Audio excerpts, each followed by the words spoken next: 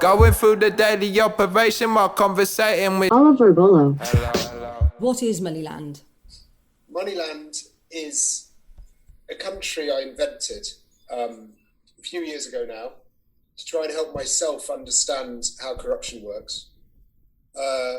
Looking into the wealth that had been stolen by the politicians in Ukraine who got overthrown in the revolution 7 years ago. And I had never really looked into how corruption works before, and I was trying to work out why it's so hard to figure out where they put their money and how they hide their money. And essentially, what they do is they use multiple different countries and the legal structures in multiple different countries to hide their wealth so no one can find it. And so it doesn't really exist anywhere. But obviously, it still exists. So if it doesn't exist anywhere, but it still exists, then where is it? And so I just told myself as a joke one day that it's in Moneyland. And then the more I thought about it, the more I thought that actually Moneyland is a really useful way of looking at the world. If something can't be found, but it still exists, then it isn't. Then it's in a new country that's only accessible to the very wealthy or very wealthy people who want to access it. And I found it very helpful. And then I was talking to my wife, and she found it very helpful. And I thought, well, maybe if she finds it helpful, maybe other people will as well.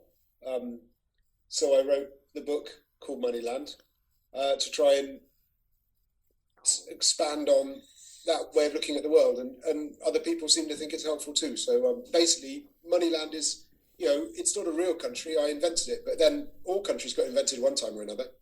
For someone who doesn't know what a kleptocrat is, what is kleptocracy? What is a kleptocrat? Well, kleptocracy is a word, dates back to the early 19th century. It literally means, like democracy means rule of the people, or autocracy means rule of an individual. Kleptocracy means rule of thieves. So initially, it was sort of almost a metaphor or a synonym for mafia when it was first coined in the 19th century, but it gained this new meaning in the 1960s thanks to a Polish anthropologist called Stanislaw Andrzeski. And basically he noticed this phenomenon whereby, particularly in the newly independent colonies or ex-colonies in Asia and in Africa, and also in Latin American republics, corruption, which had always existed, had become turbocharged. That corruption, essentially politicians were stealing far more than had ever been interested in this phenomenon and what was happening. And he called it kleptocracy. I think he probably thought he'd invented the word. He maybe didn't realize that the word already existed. And so kleptocracy has grown since then. He called it government of thieves, for thieves, and by thieves, which is quite a fun way of describing it. And it's spread since then to other places. Obviously, the former Soviet Union is a very classic example of a series of kleptocracies. But I got interested in why, in the 1960s, what happened to turbocharge corruption and to make it so much more harmful and widespread than it had been previously. And so what kleptocracy really is a marriage of two things. One is traditional corruption, and the other is offshore, hyper-globalized financial system that was born in the City of London in the second half of the 1950s and then spread more widely in the 1960s. And essentially it gave people the opportunity to not just steal money, but also to hide it so that their ownership of that money was obscured, and therefore to spend it on anything they wanted. And that was what had been missing before, that you could always, as an official, you could always steal money, but it was very difficult to spend it in a way that would have your crime immediately recognized by its victims. So kleptocracy is a marriage of a very ancient crime of corruption, which I think has probably existed as long as there's been power, with a marriage of that to this very modern globalized financial system that allows the thieves of this vast amount of money, the corrupt officials, to move it anywhere they like, spend it on anything they want. And the world has really never managed to come up with an adequate response to kleptocracy, which remains, a growing problem all around the world. The amount of money being stolen increases annually, and there's not really, so far there hasn't really been any mechanism found to force it into retreat. So going back to Viktor Yanukovych, obviously that sort of inspired Moneyland. What sort of wealth did he have, and how did he hide it? So Yanukovych is an interesting chap. He'd been in Ukraine for a long time. He actually ran for president for the first time in 2004. I have the rare distinction of having been bitten by his press secretary. I think it's the only time I've been bitten by someone who wasn't a child, and the only time I've been physically assaulted by a press secretary. But can you? Sorry to interrupt you. What happened there? I was trying to talk to him, and I was going to doorstep him afterwards.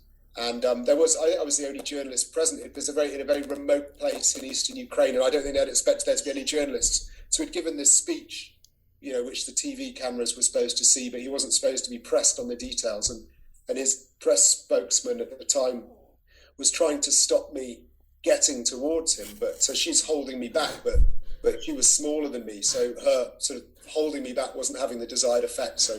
So halfway through my question, she just bit me, which was extremely painful. And at the time, I didn't reason.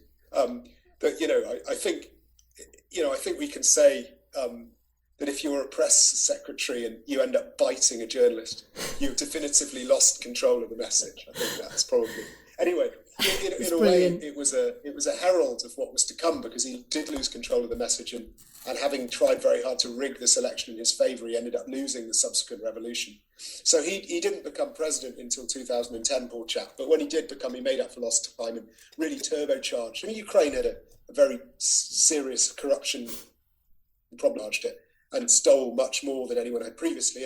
And unusually for Ukraine, he tried to create a system that was much more akin to what they have in Russia, where kleptocracy is very centralized and controlled from the Kremlin.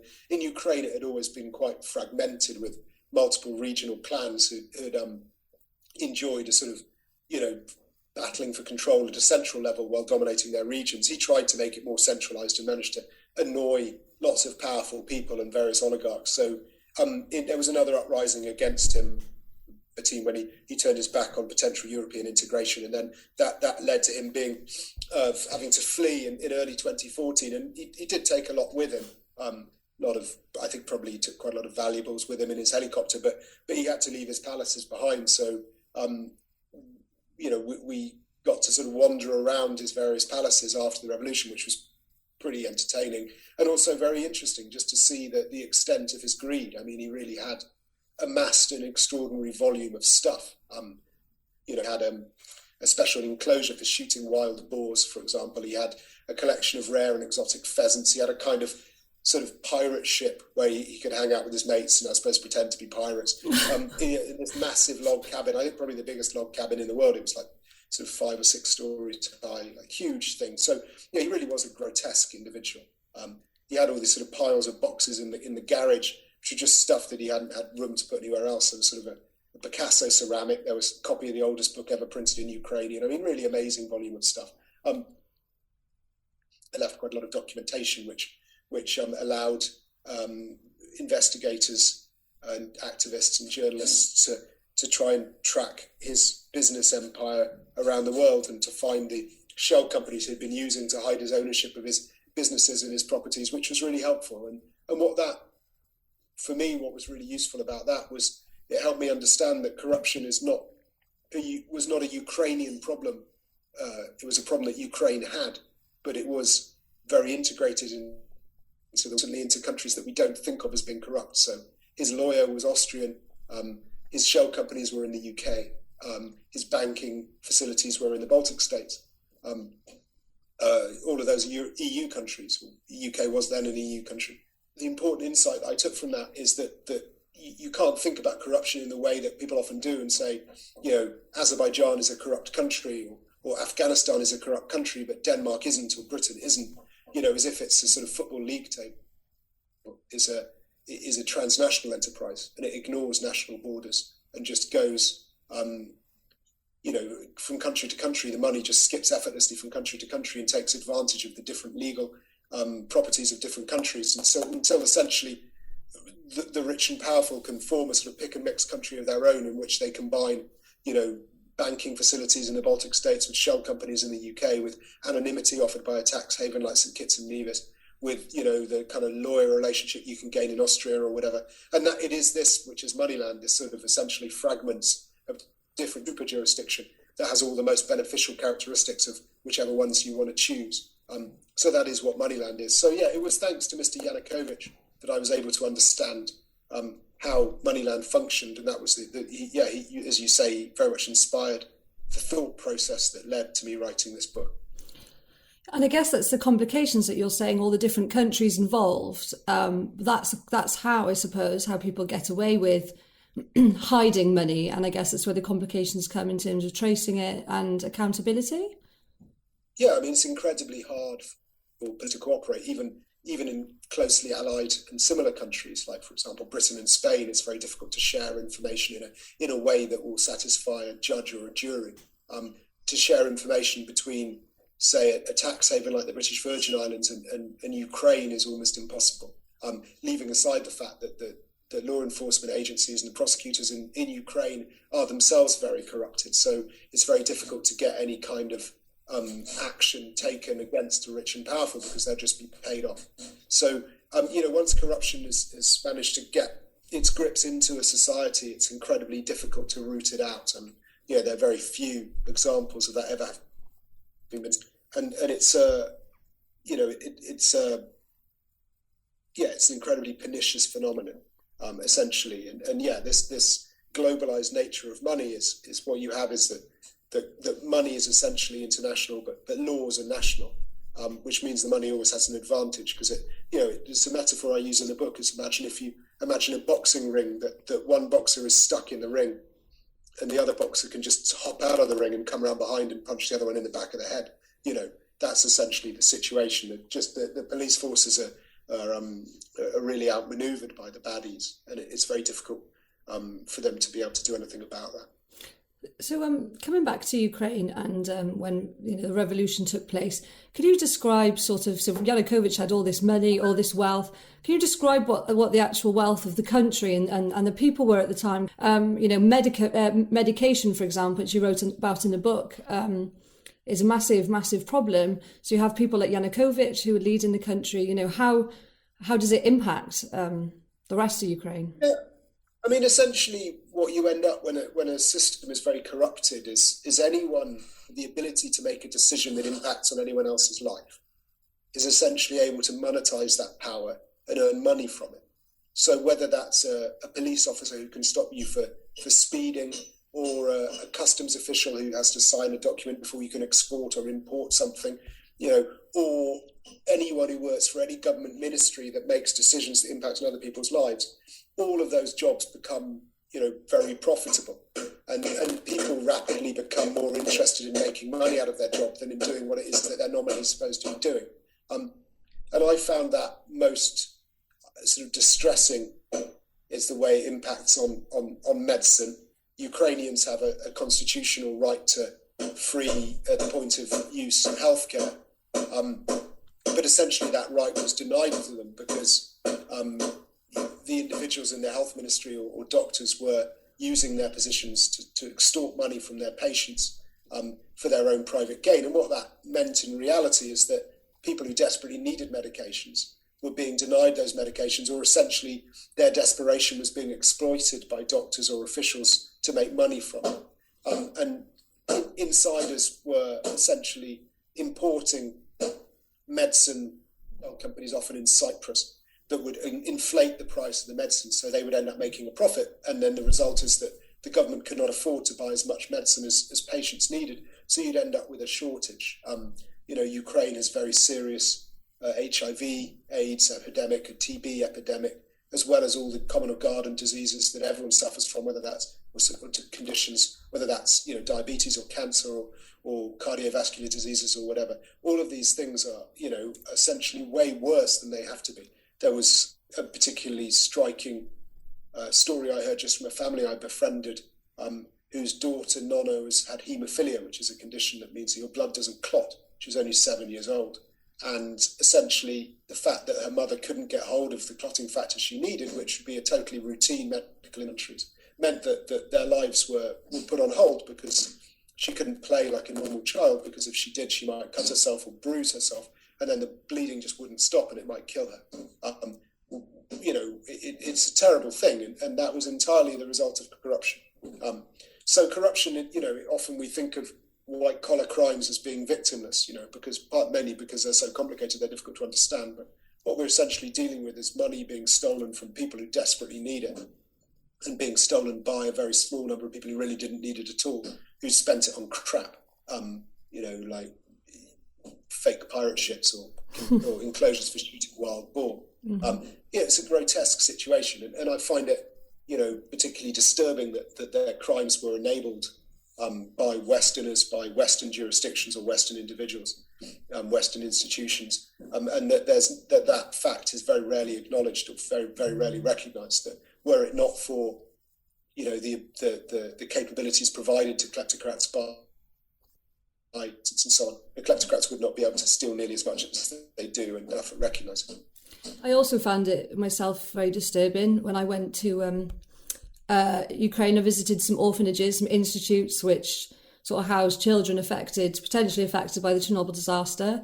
And then I also came across, unfortunately, corruption on a very low level that I think stemmed down from people, up right at the top, where people who work in orphanages, due to their lack of funding, money, their own issues, they're also, taking from these children when donations are being given.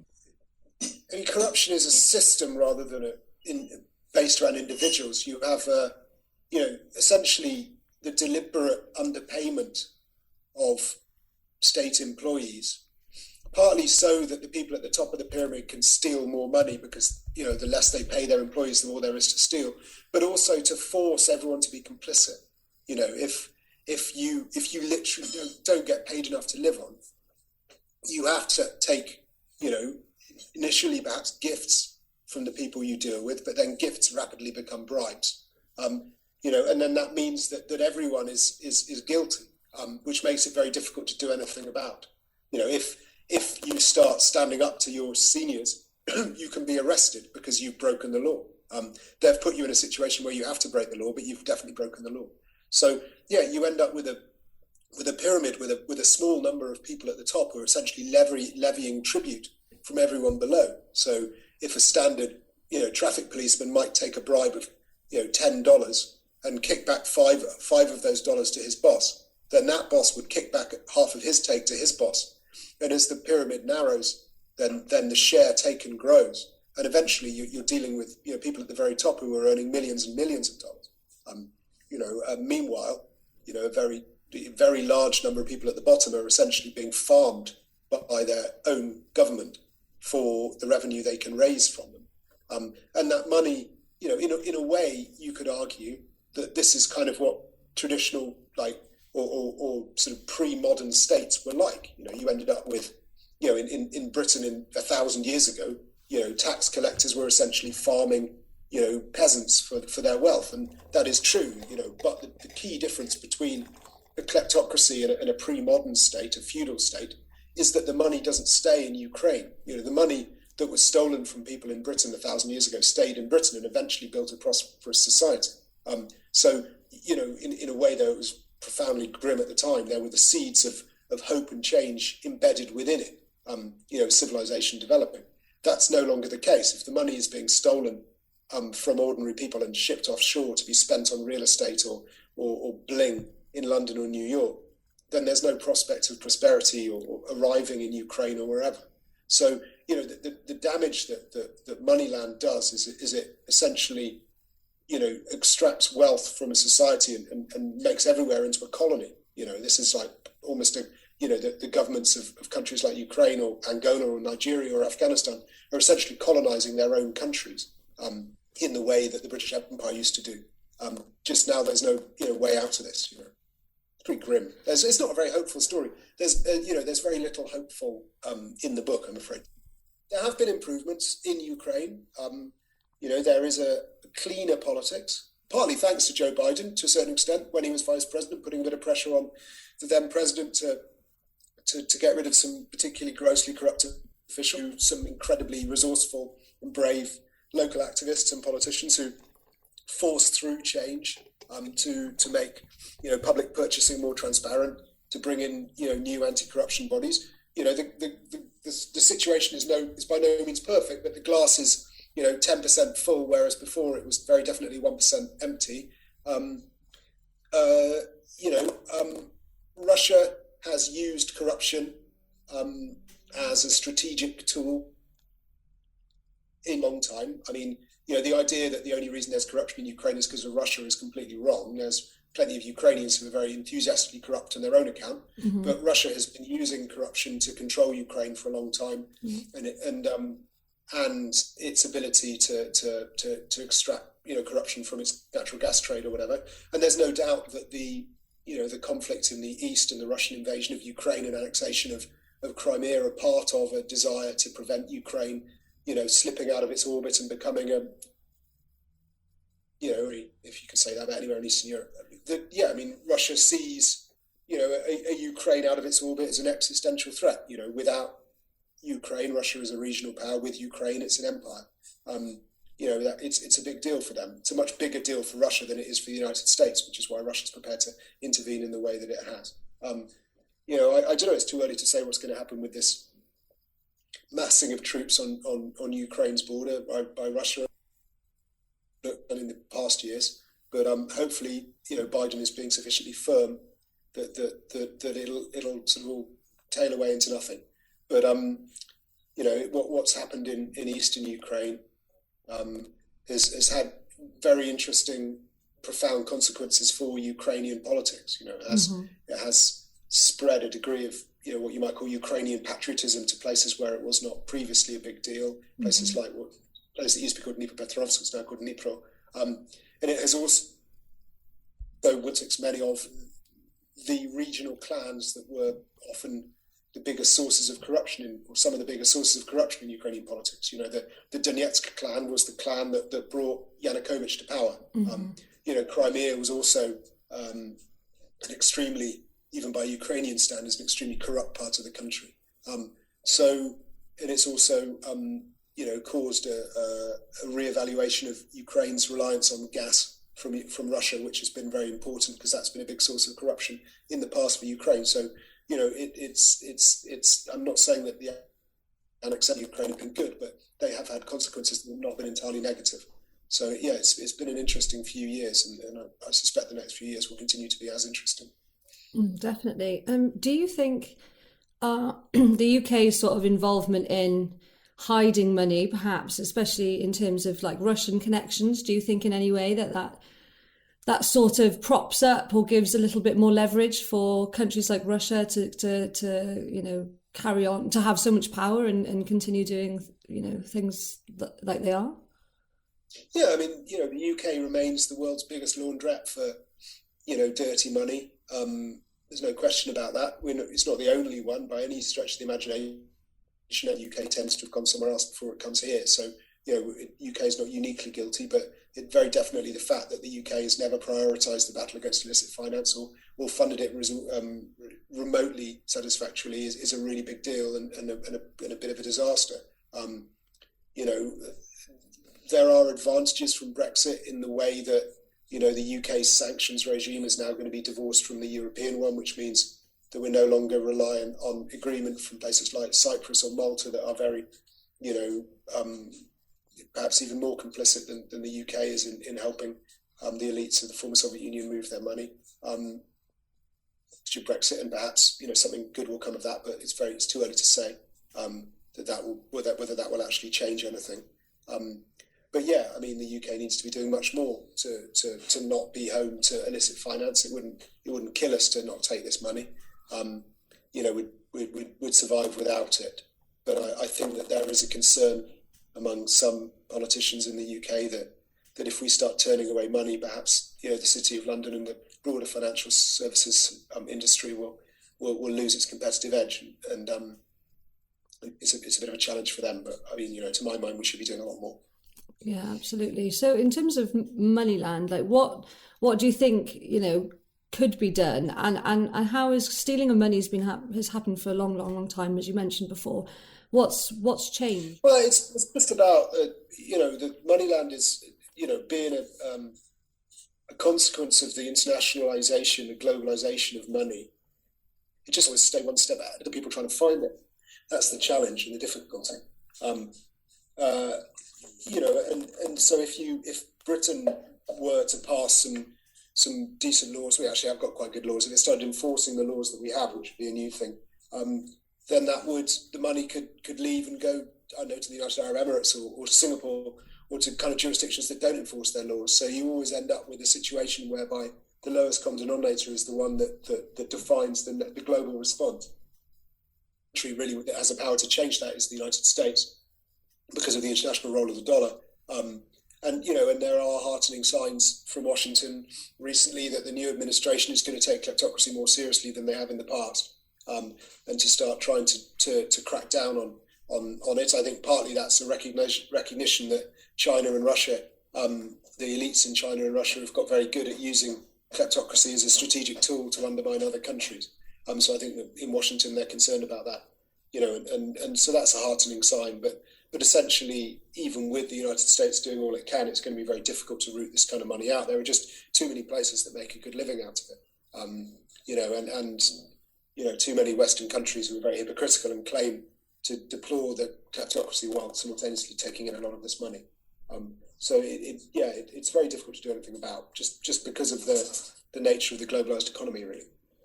I'm very interested to see what's going to happen over the next few years. Is there anything that you're currently working on that I'm allowed to know about? Yeah, I mean, I got a new book coming out next year, hopefully, all being well. So that's good. I sent that off to the editor. They're looking at it at the moment. That's looking at the UK, in particular the UK's role in global enabling industry.